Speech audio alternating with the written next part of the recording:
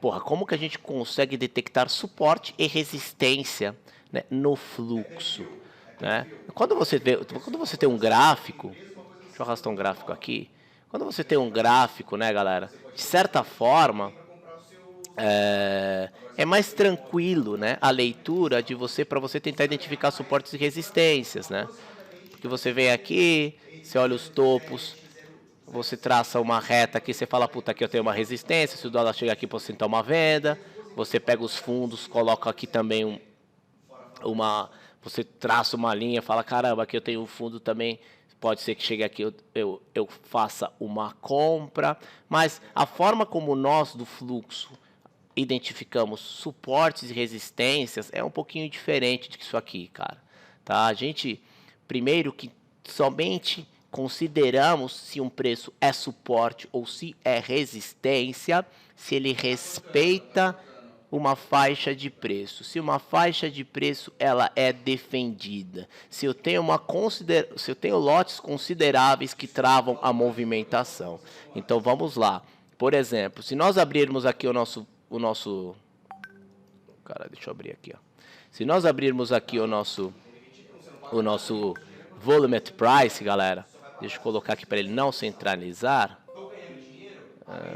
nunca centralizar, tá? Se a gente colocar aqui o nosso volume at price, nós conseguimos perceber, né, que em determinados pontos o dólar parou de ter movimentações. Então, por exemplo, quando nós vimos o dólar, que ele veio caindo, ele veio caindo, né? Ele veio em queda livre. Nesta faixa de preço da mínima do dia, nós não temos muito histórico de preços para nós falarmos, 10,5 é um suporte ou 11 é um suporte. Né? Muitas vezes, aqui a gente consegue fazer uma operação especulativa, mas porque o nosso stop ele está bem definido, né? Se ele perder mínima, a gente cai fora. Mas o que nós precisamos para nós, no fluxo, falarmos, cara, agora deixou um suporte aí, é exatamente o que aconteceu, por exemplo, entre o 14,5 e o 16, entre o 15 e o 16, que foi uma forte trocação de lotes, forte presença de defesa de comprados e vendidos, de comprados e vendidos, de comprados e vendidos, e o dólar não voltou para a mínima. Então eu tenho um dólar num cenário de tendência de baixa, o dólar vem caindo em queda firme, chega numa certa faixa de preço, eu tenho toda essa movimentação, eu tenho toda essa trocação e o preço não continua caindo, pela quantidade de lotes, pela quantidade de briga, aí pode ser pela barra, pela exposição dos players, que no momento nós observamos, o que nós fizemos, galera? Nós compramos o dólar a 16, compramos a 15, exatamente acreditando que o suporte estava sendo montado naquele momento. E foi exatamente o que aconteceu.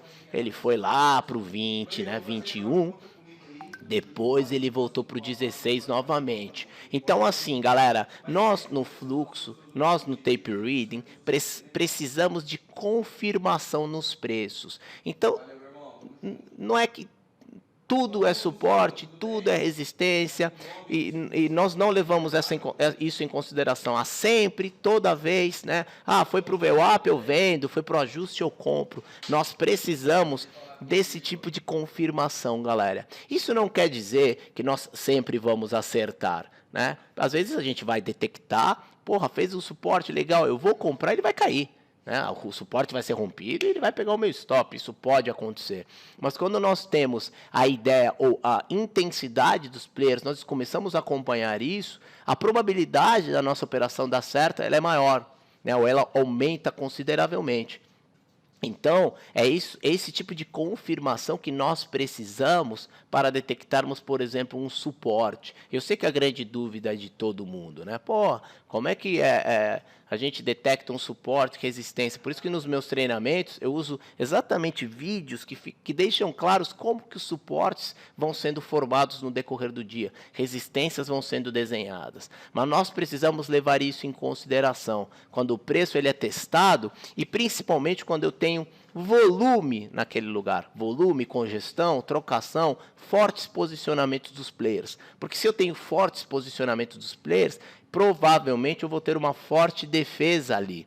É aí que a gente considera se nós fazemos uma venda, é aí que a gente considera se nós fazemos uma compra. Então, esses são os pontos cruciais que nos fazem enxergar quando o mercado ele tem um suporte e ele tem uma resistência. E eu digo outra coisa para vocês. Cuidado, galera, que o volume at price, muitas pessoas têm a ilusão de que é somente olhar aonde tem barras grandes e se posicionar. Não é isso, galera. Não é tão simples assim. Ah, tem uma barra muito grande a 31, vou vender. Ah, tem uma barra muito grande a 19, vou comprar. Cuidado, não é tão simples assim. Muitas vezes a resistência e o suporte coincide com o médio dos players, coincide com o VWAP, coincide com as barras. Sim, que show, mas isso não é uma regra, tá? Então muitas vezes, galera, se não, se vocês olharem, por exemplo, ó, no 22, 21, 20, 19, 18, né, 17, 16, tudo aqui seria o suporte, né? Se você somente olhar a barra. Ah, a barra é grande, a barra tá grande, a barra tá grande, a barra tá grande. Você vai ficar caçando compra e o mercado caindo, compra o mercado caindo, compra o mercado caindo, você vai se ferrar. Então, muito cuidado com essa ideia de somente analisar as barras. As barras é uma leitura complementar perto do que nós vimos trabalhar nessa faixa de preço. Tá claro isso para vocês? Isso tem que ficar bem claro.